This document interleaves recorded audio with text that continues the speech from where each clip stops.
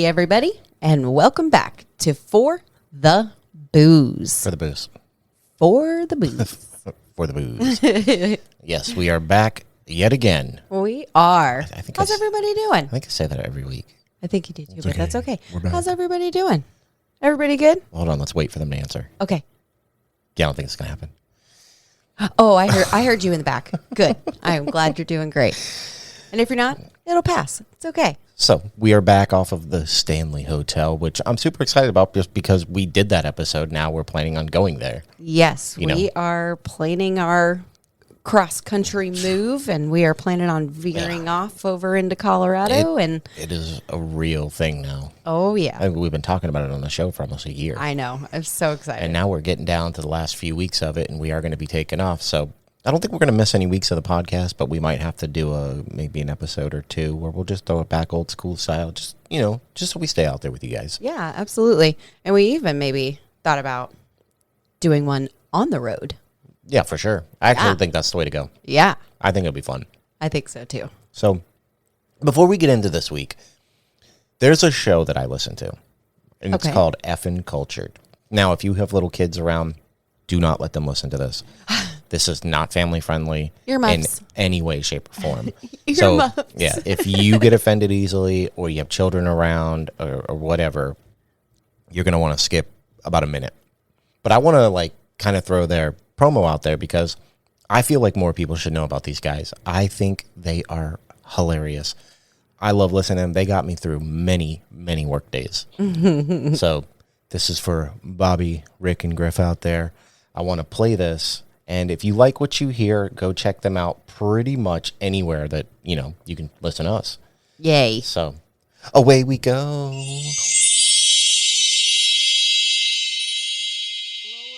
Welcome to Effin' Cultured, the podcast where me and my friends talk all things pop culture and get into some crazy conversations like this. Macintosh is right above the delicious apples, and that makes sense, because they're mealy. You're fucking mealy. Once every year on a full moon, a porn star will birth a hatching of eels. Jenna Jameson once gave birth to 300 live eels. Jenna Jameson. Jenna Jameson. Who's smarter, the raven coming all over my face, or me, the guy who tricked the raven into coming on my face? What is subdominant? That sounds like an oxymoron. My brain went to a really weird place, yeah. I'm gonna fuck myself in the ass. That's not the place it went. Sorry, Griff. Join us every week and get yourself effing cultured. Effing cultured. Like I said, it is a very adult show. Okay, it's not. They didn't make it for your family. Yeah. But if you are a depraved person like me, you will love it, and it is hilarious. And they actually do a segment on the show called oh my god, I can't even think of it right now. They break down movies, and they ask themselves, is it rotten or is it fermented? Right? So they'll watch a movie that maybe doesn't have great. I just listened to the Roadhouse. They did Roadhouse, like the Patrick Swayze movie. But they've done movies that I love, and I always seem to agree with Bobby over everybody else. I don't know why. But they did Monster Squad, and everybody ripped on it, and that's like one of my favorite childhood movies. Aww. But these guys are awesome. They're from right around the same area I'm originally from. Nice. And check them out. Give them some love. It's worth it. You will find something in there that you absolutely love. And it's one of the few shows that I actually started listening to right from the beginning. And while it has morphed over the time, the first one's still really funny. Actually, the first one is nothing like the show is now. I think they're at a concert. That's our show, too. Well, they're at a concert. Oh, wow. Yeah, no and way. they're just talking to random people, and it's good. It's a good time. But anyways, So go check them out. Give them some love. Tell them For the Booze sent you. Nice. I might go on there one day. He's asked me a couple times, but I'm like, I don't know. Oh, come on. But Do it. Okay. We do have to get back to our show. We have a podcast to do here. We do. You have to get up in the morning. Yes, very early. Early That's in right. the morning. Like 3 a.m. Well, just don't play Among Us at 3 a.m. If you have kids, you probably get that reference. I'll try not to, keep you up too long. Okay. But we are going to do, I don't know if this place is that well known or not, honestly. I think it is, but it might not be unless you watch a lot of TV shows and stuff, you might not know about it. This I think has the most far back history in its story that we've ever done. Wow, really? Which is weird. But at the end, I'm going to point something out that I read somewhere too. But we are going to go to dry, hot, cowboy-infested Texas in San Antonio to visit the famous Victoria's Black Swan Inn. That's right. Now, this place was actually featured on a couple television shows. Ghost Adventures was one of them, which is, I think, the first place I ever heard about it. But before that, it was on the old show Sightings. And, of course, one of our favorites, Portals to Hell, which I read today is canceled. What? Yeah, man, story for another time. But so this place has been around, and lots of people on the internet, of course, they've been here too. So I just thought it would be an interesting one. Heck yeah. This is the one I actually planned on doing last week, but we had a lot going on, and I wasn't able to get to it early enough. So we did Stanley. But anyways. And it was a great episode. I thoroughly enjoyed that. It was, I still think, one of our best ones. I thoroughly enjoyed that. So without further ado, I think we'll jump into this one. All right, let's do it. Away we go. Yeehaw. Before we get into this, though, I need to have a disclaimer. I don't speak Spanish. I don't have a very good understanding of the language. I'm going to do my absolute best. I am not trying to offend anybody. Just know that I am trying very hard. Sorry. Now we go.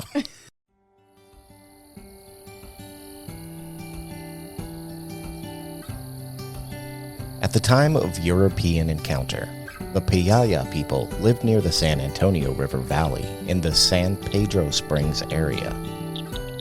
They called the vicinity Yanaguana, meaning refreshing waters. In 1691, a group of Spanish explorers and missionaries came upon the river and Payaya settlement on June 13th, the feast day of St. Anthony of Padua. They named the place and river San Antonio in his honor. It was years before any Spanish settlement took place. Father Antonio de Oliveras visited the site in 1709, and he was determined to found a mission and civilian settlement there. The Viceroy gave formal approval for a combined mission and presidio in late 1716, as he wanted to forestall any French expansion into the area from their colony of La Louisiana to the east, as well as prevent illegal trading with the Payaya. He directed Martin de Alarcon, the governor of Coahuila, Tejas, to establish the mission complex. Differences between Alarcon and Oliveras resulted in delays, and construction did not start until 1718. Oliveras built with the help of the Payaya and the Pastia people the Mission de San Antonio de Valero, also known as the Alamo, the Presidio San Antonio de Bexar, the bridge that connected both, and the Acequia Madre de Valero. The families who clustered around the Presidio and mission were the start of Villa de Bejar, destined to become the most important town in Spanish Texas.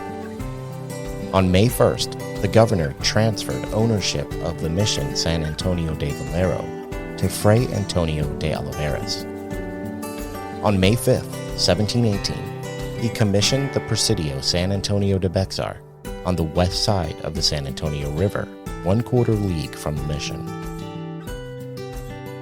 On February 14th, 1719, the Marquis of San Miguel de Aguayo proposed to the King of Spain that 400 families be transported from the Canary Islands, Galicia, or Havana to populate the province of Texas. His plan was approved, and notice was given to the Canary Islanders to furnish 200 families.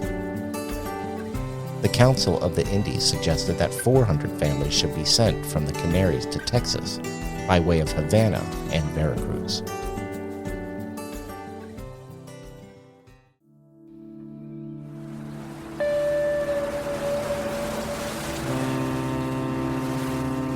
By June 1730, 25 families had reached Cuba, and 10 families had been sent to Veracruz before orders from Spain came to stop the resettlement.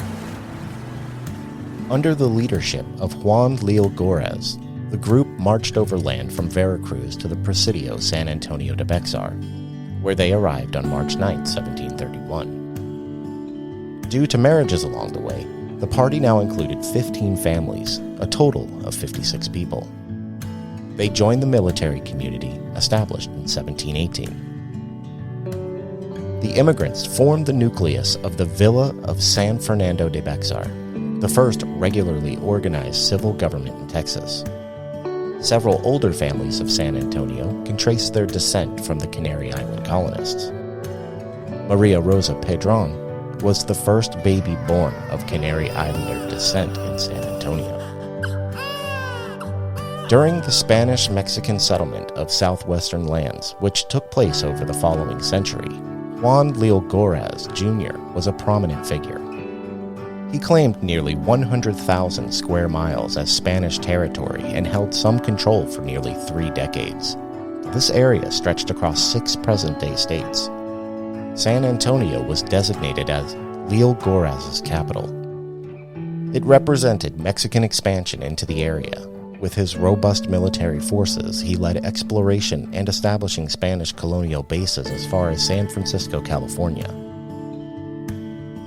Widespread bankruptcy forced Leal Gorez Jr.'s army back into the current boundaries of Mexico. They fell into internal conflict and turmoil with neighboring entities. San Antonio grew to become the largest Spanish settlement in Texas. It was designated as the capital of the Spanish and later Mexican province of Tejas. From San Antonio, the Camino Real was built to the small frontier town of Nacogdoches. Mexico allowed European American settlers from the United States into the territory. They mostly occupied land in the eastern part. When Antonio Lopez de Santa Anna unilaterally abolished the Mexican Constitution of 1824, violence ensued in many states of Mexico. In a series of battles, the Texian army succeeded in forcing Mexican soldiers out of the settlement areas east of San Antonio, which were dominated by Americans. Under the leadership of Ben Milam in the Battle of Bexar, December 1835, Texian forces captured San Antonio from forces commanded by General Martin Perfecto de Cos, Santa Anna's brother-in-law. In the spring of 1836, Santa Anna marched on San Antonio. A volunteer force under the command of James C. Neal occupied and fortified the deserted Alamo Mission.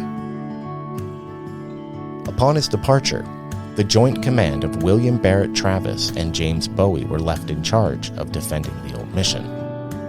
The Battle of the Alamo took place from February 23rd to March 6th of 1836. The outnumbered Texan force was ultimately defeated, with all of the Alamo defenders killed. These men were seen as martyrs for the cause of Texas freedom, and Remember the Alamo became a rallying cry for the Texian Army's eventual success at defeating Santa Anna's army. Juan Seguin, who organized the company of Tejano patriots who fought for Texas independence, fought at the Battle of Concepcion, the Siege of Bexar, and the Battle of San Jacinto, and served as mayor of San Antonio.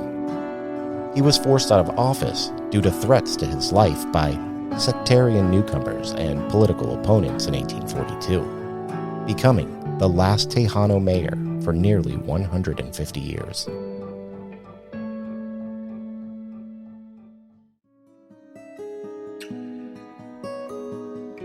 Built in 1867, the historic site of the 1842 Battle of Salado, Victoria's Black Swan Inn has been home to some of the most prestigious people in San Antonio's history. It's an elegant, 2-story Greek Revival home and sits on a grassy knoll overlooking the meandering Salado Creek in San Antonio. From before 5000 BC to around 1000 AD, the area was the site of Native American encampments. Artifacts from this time can still be found in the area. Archaeologists have provided evidence showing that Native Americans once lived in the area where the house currently sits. There have also been signs of a sweat lodge where Native Americans performed rituals.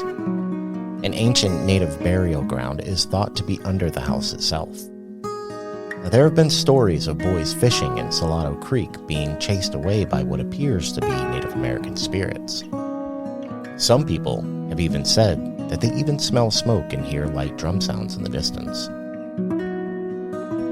On September 18, 1842, the Texas Rifle, under the leadership of Captain John Hayes and Colonel Matthew Caldwell, entered into battle with the Mexican army led by French mercenary Adrian Wool.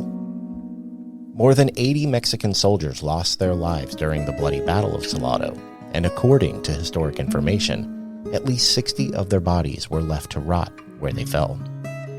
Now, only one Texan, Stephen Jett, lost his life during the battle, and his remains were returned to his family.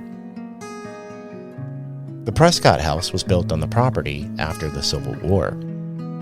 Sebastian L. Ripstein, born in Switzerland, and his wife, Betsy Ackerman Ripstein, born in Germany, settled the land in 1867. The San Antonio Conservation Society shows that they built a stone house barn and milking barn on the property. Now, their children were Gustav Julian, Henrietta Ripstein C., Bertha Betty, Dorothea Ripstein Schaefer, Ida Ripstein Benfer, and Albert Ripstein.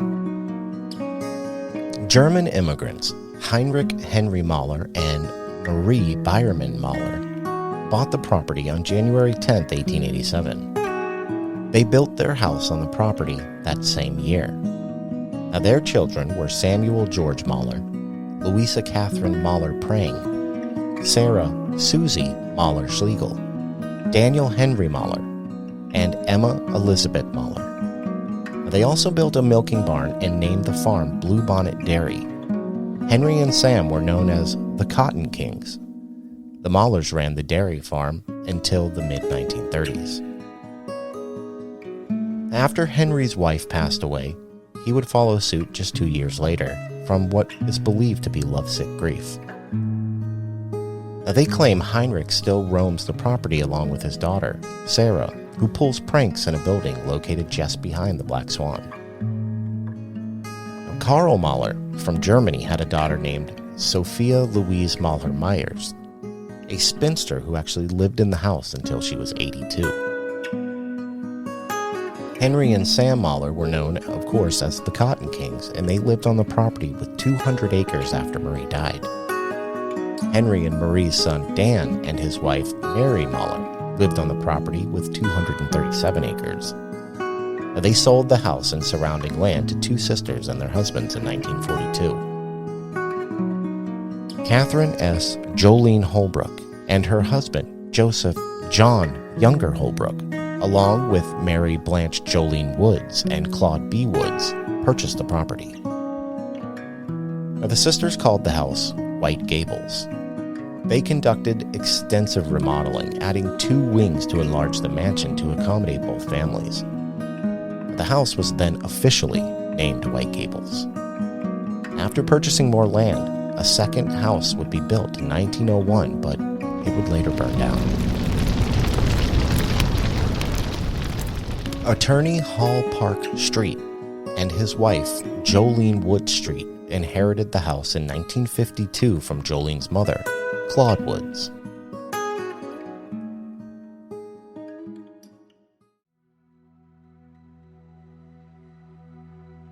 After the deaths of Mr. and Mrs. Holbrook and Mr. Woods, Mrs. Woods lived in the house with her son-in-law, Park, and her daughter, Jolene. During this time, a second story was added to the main house.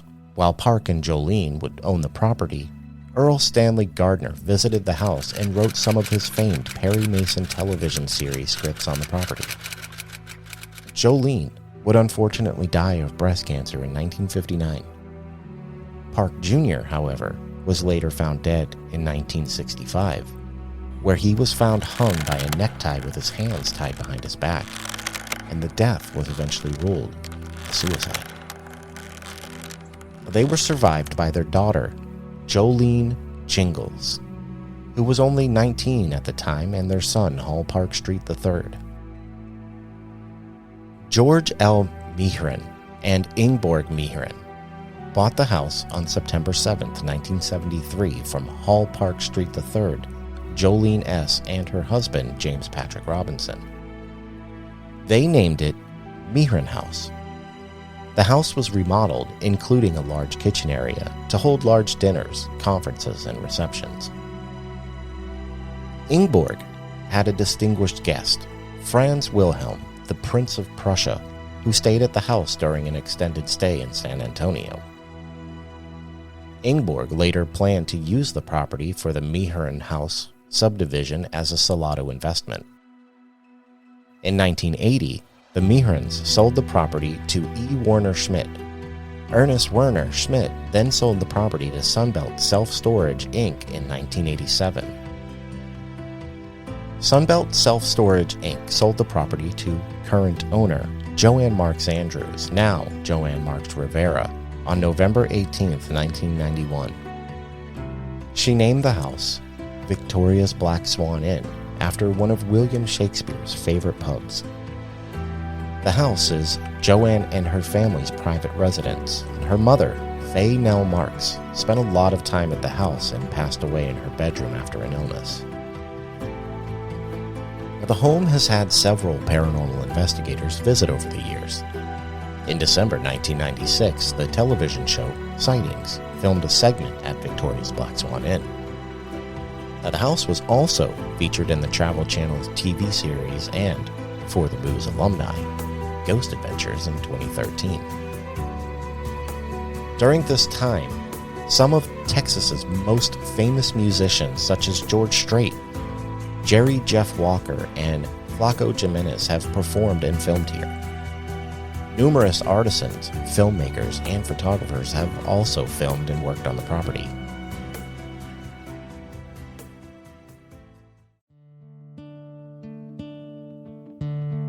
Over the years, there have been an abundance of paranormal claims. Just about every owner of the home is believed to haunt the property. From previous owners who walk the property to the spirit of a little girl who likes to play pranks on people, psychics and investigators have come in time and time again allegedly confirming the spiritual claims. Either way, the Black Swan Inn continues to rent out the location as a beautiful wedding venue with a haunting twist. Whether there is ghosts or not, I don't think anybody would argue that with the history that surrounds the land here, the possibility of ghosts could be a very real idea. So, if you're ever down in San Antonio and just want to take in the beautiful sights or possibly chase a spirit girl playing pranks on the guests, then the Black Swan Inn is your one-stop shop for all things spooky.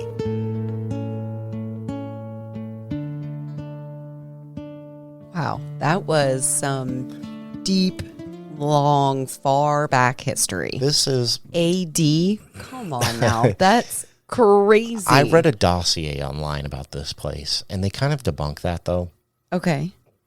There's no doubt that Native Americans lived on the land long before the place was. Yeah, 100%. But I think the way they followed it back was that it would have been before Native American people were even around. Really? I don't know. I'm not a historian, and I'm definitely not a scientist, and I obviously don't speak Spanish. But that's what I read.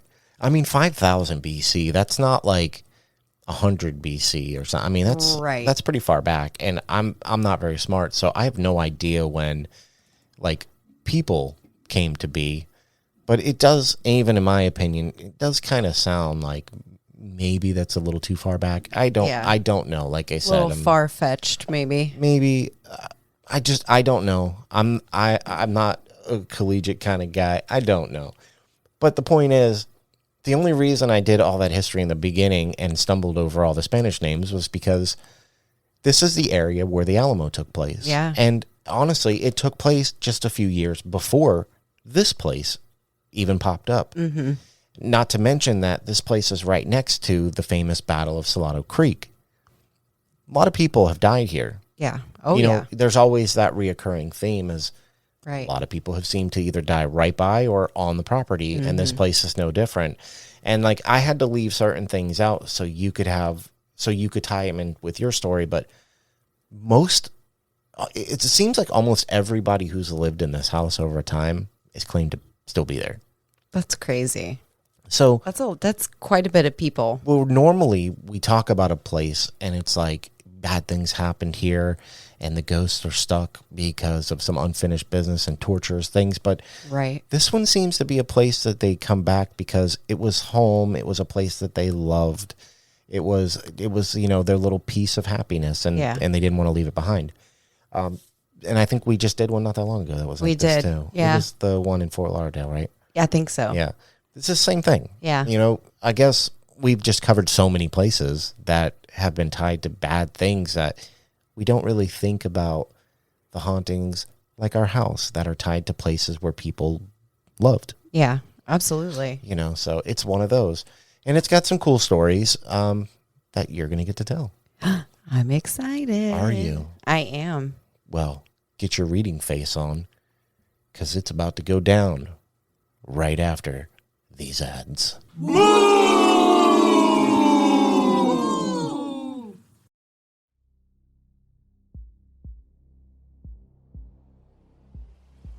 Hey Booze Crew, have you ever wondered about a subscription service for people like you?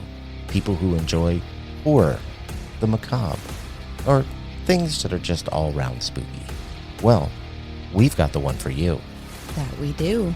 Creepy Crate is a horror and true crime subscription box filled with spooky collectibles, macabre accessories, and terrifying goodies. Each bi-monthly box is filled with over $85 of terror and includes at least one horror or true crime book, just like the one we got. That is exactly like the one we got. Now, this box delivers dread to your doorstep for just $39.99 with free shipping. Just go to creepycrate.store to subscribe. And because you're a listener of the show, you'll be getting a discount on your first order with the discount code Booze5. That's BOOS and the number 5. That's right. So get yours today and tell us all about it.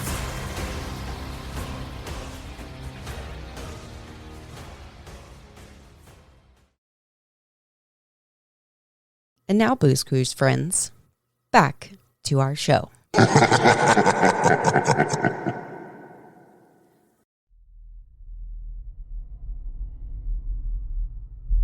On the banks of Salado Creek in San Antonio lies the over 150-year-old Victorias Black Swan Inn, where guests have reported being attacked by unseen forces, as well as many people dying in the house over the years, and a battle where over 60 people lost their lives.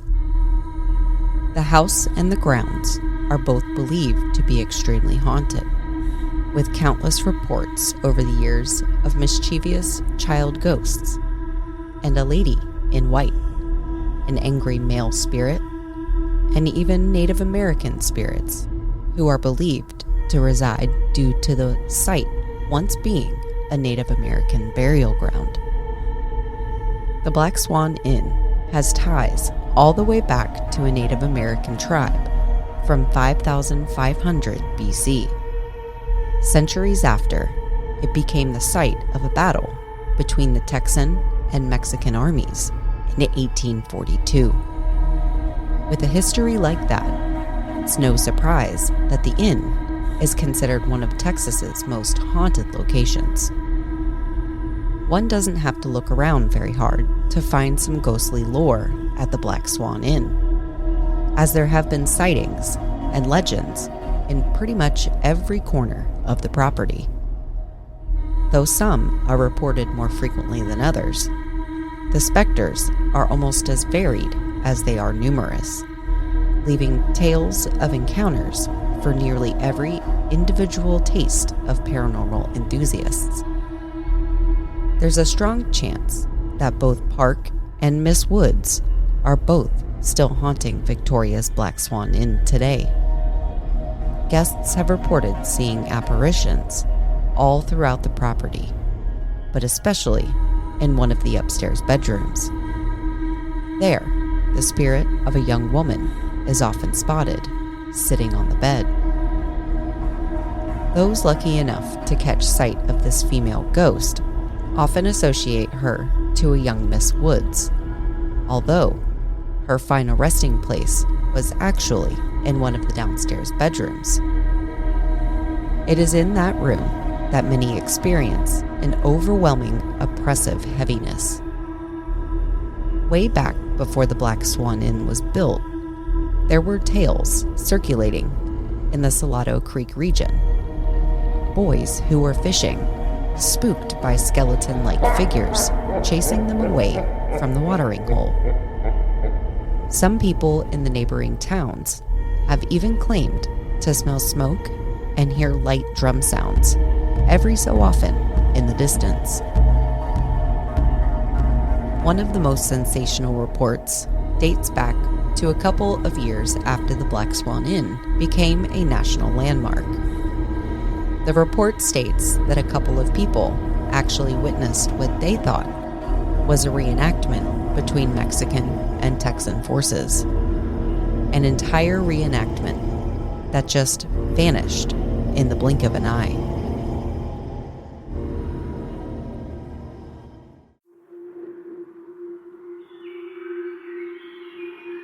There have been sightings of spectral soldiers near the gazebo.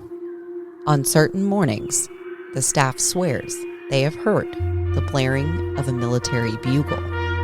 Not to mention, the barn has basically become a swinging door for ghosts and wraiths, according to some people. Quote, "The first family that owned the house after the Civil War had a child named Gustav Julian. Some psychics claim to believe that Gustav haunts the dairy farm.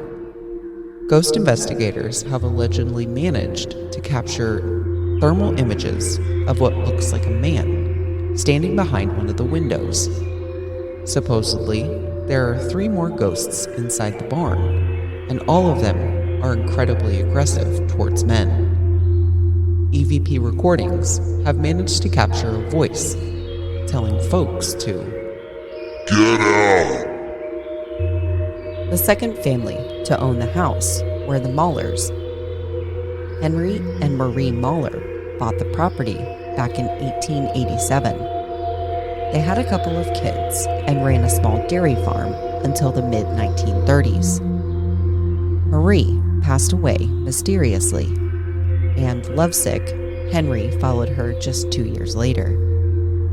The spirits are said to haunt the main house and appear mostly in mirrors and as shadows. Sarah, Susie Mahler, was one of the couple's children. After she passed away, years after the property was sold off, they claim her spirit returned to her childhood home that she loved so much. They claim she haunts the stairs in the patio, playing pranks on strangers while singing and laughing like a child. The third family that bought the place renamed the home White Gables.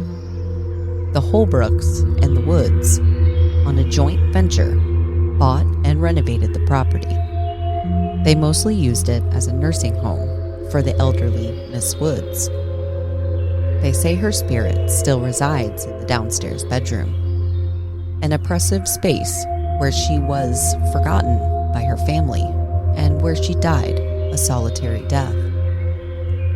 In 1952, attorney Hall Park Street and his wife, Jolene Woods Street, inherited the home from Jolene's mother, the late Claude Woods. In 1959, Jolene Woods died of breast cancer in the house. In 1965, Park Jr. was found dead, hung by his necktie from the rafters, despite the fact that his hands had been tied behind his back and that he was hung from a considerable height. His death was ruled a suicide. Park's death would become a very controversial story, and some tales speak of buried treasure and hidden gems which he kept in the south wing of the house.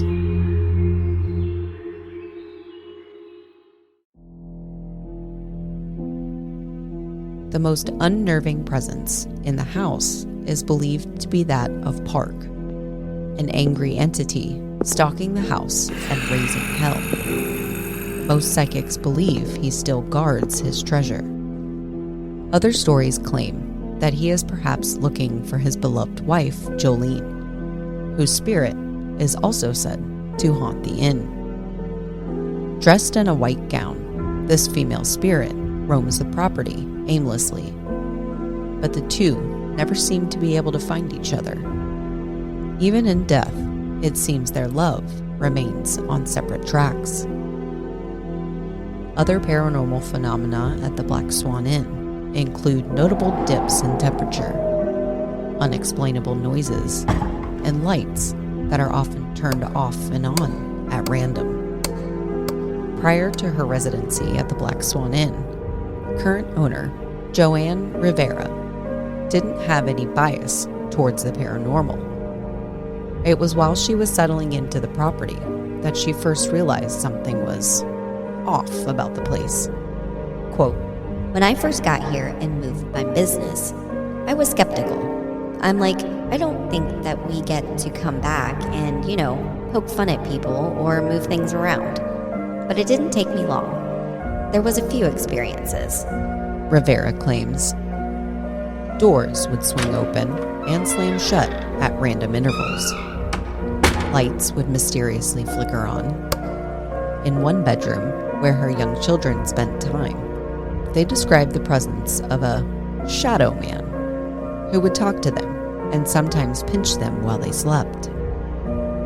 Rivera would notice bruises on her daughter's legs in the mornings following these reports. The Rivera family adopted nightly rituals, setting boundaries with the spirits, which ultimately proved helpful. Respect the spirits and they'll respect you back. The same rules apply to people. She understands ghosts as beings operating at different frequencies. She even cites quantum mechanics. Quote, "A lot of people are afraid of the spirit world, but a lot comes from the fact that they don't understand it," she said. Over the years, she has become distinctly familiar with the 8 or so ghostly personalities that walk the halls. There's a Confederate soldier who roams near the gazebo. Then there's Jolene and Park Street, who lived in the house through the 50s and early 60s. Another spirit that seems to be active is that of Sophie Mahler, who lived here when she was a little girl. Though she died in her 80s, Rivera says she often appears to people as a child. Quote, "She gives me an interesting insight because I think we determine our own heaven and hell. So like, for me, hell would be if I had to be in a fishing boat, fishing all day, catching fish," she said, half joking. Quote, "But I do think maybe her heaven is when she was here as a little girl. She had the run of the property. She could do whatever she wanted." Rivera recounts a time a repair crew was working upstairs and mentioned that there was a blonde toddler in a blue dress sitting alone in one of the vacant bedrooms. When she went upstairs to check, the child was gone.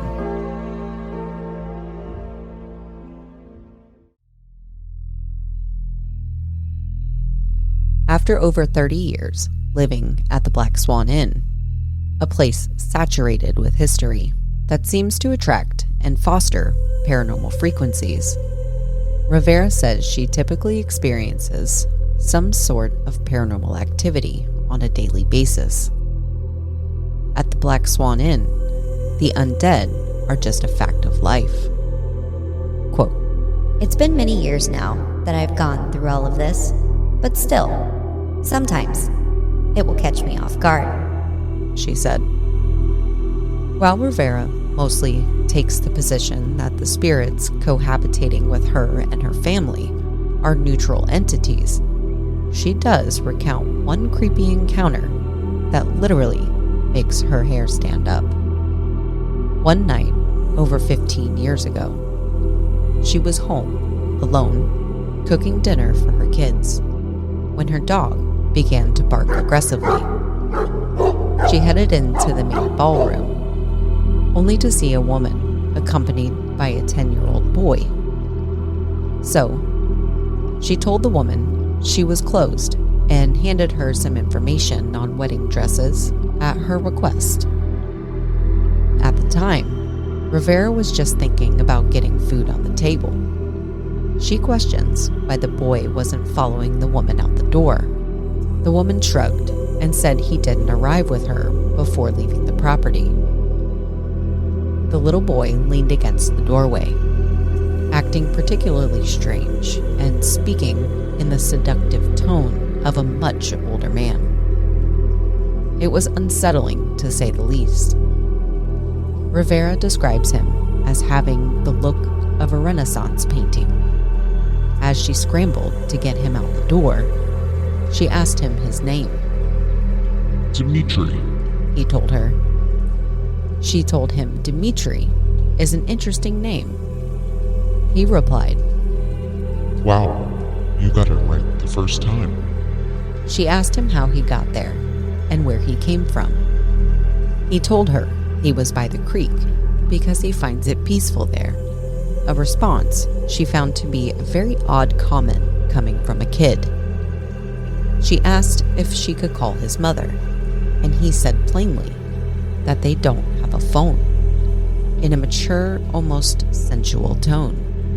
The strange interaction gave her a bad feeling in the pit of her stomach, but she finally got him to leave. Later, when she was upstairs getting her kids ready for bed, she heard the otherwise friendly dog barking aggressively again. As a mother, alarm bells started ringing in her head. She instructed her children to stay put. It was darker by then, and she went into the kitchen to grab a kitchen knife, just in case. She headed outside to the back porch, where the dog was now whimpering. She saw Dimitri leaning against the old milking barn, trying to blend in. Quote, He leans back, and he gives me this grin. It's like a super sinister kind of grin, said Rivera. She shouted at him to leave, but he stayed put, baring his teeth at her. She ran inside and called the police. When they arrived, Dimitri was nowhere to be found. She told the officer the child's name. He responded, Dimitri? What is he? A demon?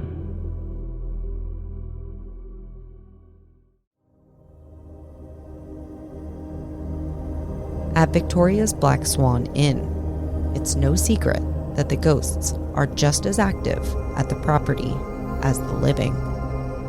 There's the spirit of a child who acts out only when living children are around.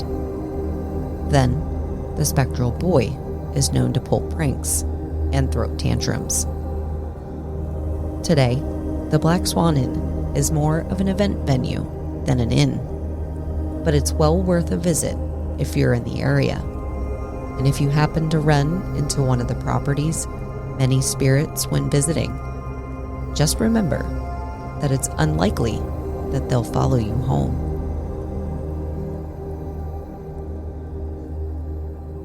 So I came across that article about the owner, and it is a very long article. There's a lot more to it, and it's all really good stuff. But I wanted to get that story in there because it was kind of creepy. Yeah, I actually, thoroughly enjoyed just that little bit. I really want to read the rest of it. There's a lot of stories and stuff. So, the Black Swan Inn. I mean, this place is pretty neat, and it's got a long history, and it's tied to some like well-known like American history, kind of like the Gettysburg when we did that. Right, this one's the Alamo. So it's just really cool, and it's a beautiful property too. It's really nice. This is a cool one. I like this one. It's different. Now there are EVPs. No way. And I know it's getting a little late, so we're not gonna do too many. But this is one of my favorite games to play, so we got to play them. So we are going to play this EVP from YouTube from a group called San Antonio Ghost Hunters. Okay, I had to make sure. I wanted to make sure I got that right. It's only going to be about 11 seconds long, so it's going to be a short one. Okay. Okay, the description says, video shot in the milking barn and a female spirit saying, I'm not telling you. Oh. It says shot during July, San Antonio, it's supposed to say San Antonio Ghost Hunters meetup. It's a lot of typos in here, but whatever. Sorry. We'll get there. But let's check this one out. It's 11 seconds. Listen closely, because Okay. you know I'm going to ask you. I'm ready. Here's one more sign. It wants to run away. 4-3. I heard it. I did hear it. I heard it. Let me hear it one more time. Okay, I'll try to maybe bump it up a little bit. Not too much, though, because the audio is pretty gnarly. Yes. Okay, here we go. One more time. One more sign. It wants to run away. 4-3. Okay, what do you think it says? Almost like wants to run away or something. You're very close. Really? You actually got half of it right. Okay. It says he wants to run away. He wants to run away. Okay. It was very, it's like creepily clear. Yes, that is very Golly, creepy. That is weird. I did not like that one. It's almost like a witchy sounding voice. Yeah, it sounds like a girl, Almost like just speaking. I don't know. I don't know. Super creepy. I didn't like that one. I mean, I like it. It's creepy. Yeah. And a lot of people have been here. All right, I'm going to play this. I don't know what this is. It's from TikTok, but it's about Victoria's Black Swan Inn. Okay. So I think this might be from an investigation. So let's check this out and see what it is. Okay, let's do that. I like that. What's going on, guys? Robbie here with Unknown Adventures. I'm hanging out at the Victoria Black Swan Inn. Right next to me.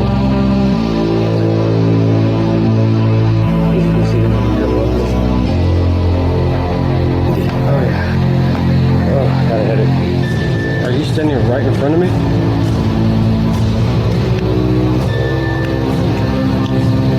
Holy moly.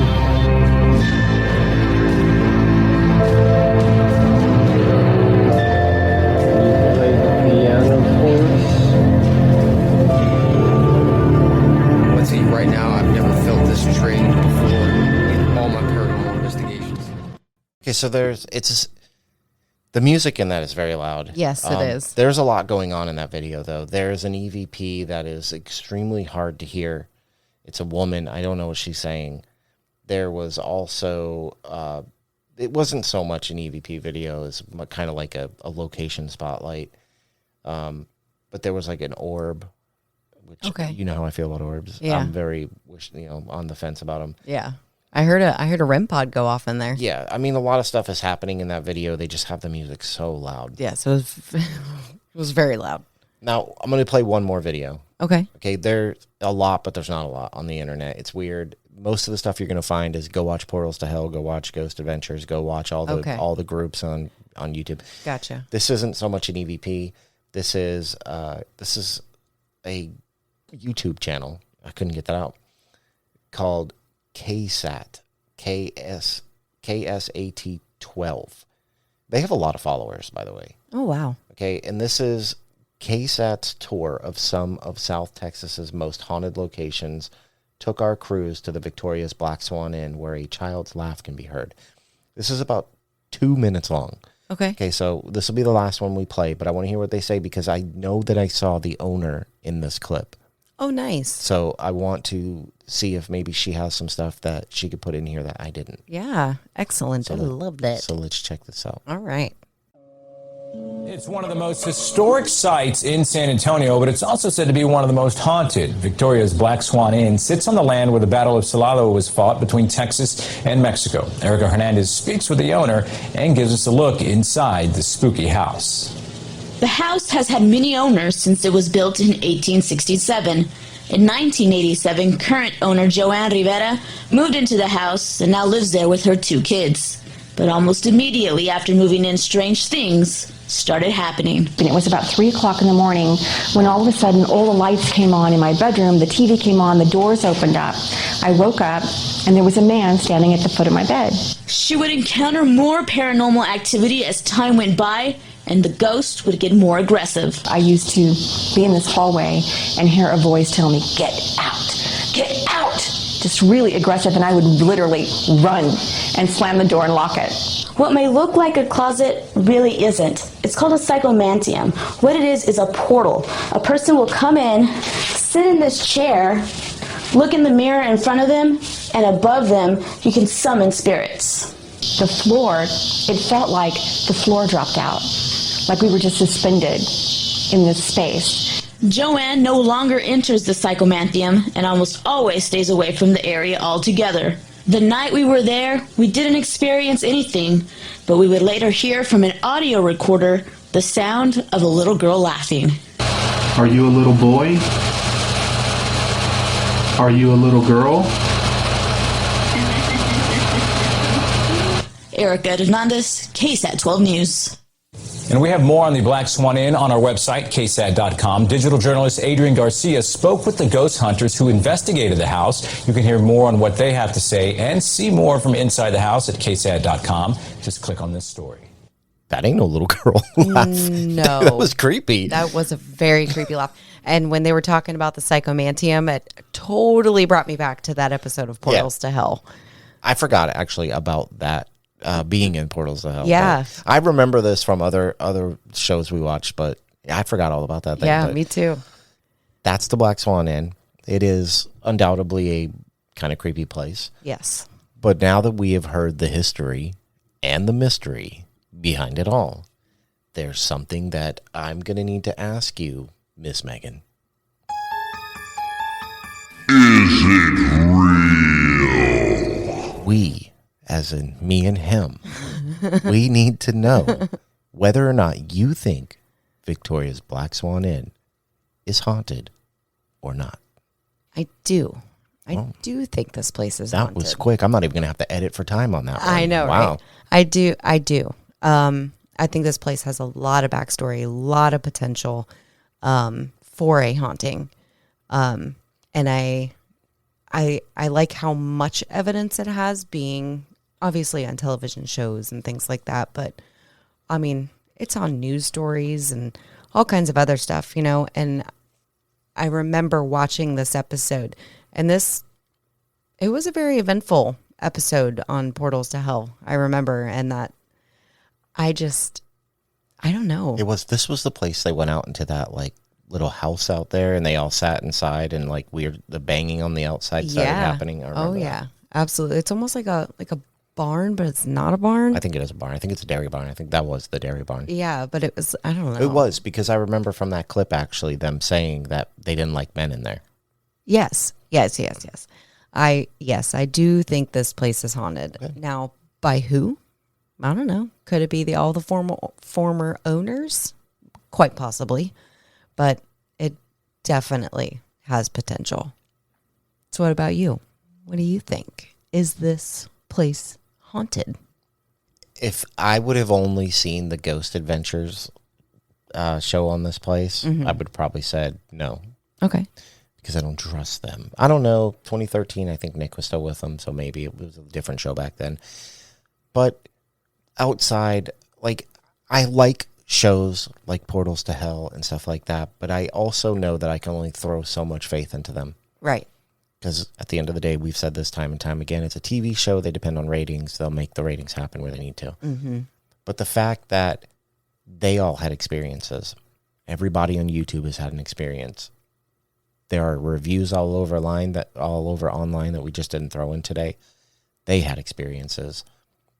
The news channel had experiences. Everybody has experiences here. I have to say yes. Okay. I do. I actually truly believe that this place is haunted. And much like the Stranahan house, I kind of like it because even though there's some aggressive spirits that seem to be lingering, a lot of the spirits that claim to be there that people have had run-ins with are people who are just reoccurring there because of the love that they had for living there. Right. And I love that. Not that that would change my mind in either direction, but I do like that idea. So, yes. And that means that this week, the Black Swan Inn is going to get the big old seal of approval. And that's it. Black Swan, Victoria's Black Swan Inn. Yay. This is another one of those places that I would really like to visit for myself. Yeah. I think it'd be cool. I really liked this one. This was a good one. It was a good one. It was really good. So, I guess that's going to be it for this week. And where can they find us? Well, they can find us on Instagram at forthebooze_podcast and on Facebook at forthebooze. You can also find us on Twitter at forthebooze and on YouTube at, forthebooze. And don't forget, if we would love to get your listener stories, your suggestions, and hey, if you just want to say hi, hit us up at forthebooze12@gmail.com. We'd like all that. And there's one thing that is almost most important. That's that right. We can't stress it enough every week. Please, 5 stars, rate and review. We need them. We do need them. We do. You know, if it helps the show out a lot. Absolutely. If you'd like to get more people come in here to, get in with us, that could help you get better stuff that you're into, and it would help the show grow. And we've said it before, maybe one day we could have everybody come out and we could do like an investigation podcast or I don't know. We come up with something. Absolutely. So, absolutely. I guess this is this week. And don't forget, if you like comedy, go check out Effin' Cultured. I can't speak highly enough about them. I love those guys. And what's that discount code if you want to get in on the Creepy Crate craze? Oh, Creepy Crate? Yeah. Yeah. Your $5 off discount code is BOOZE5. That's BOOS and the number 5. That's right. And you can get one just like we did. Yes. It's an awesome service and they're great people. It is super nice. Cool. I really do want to read that book though. I need to get on it. How about it? I know. How about it? So I guess this is it. This is it. I have to be up in 4 hours. So thank you everybody so much for listening. And we will see you in the next one. Bye.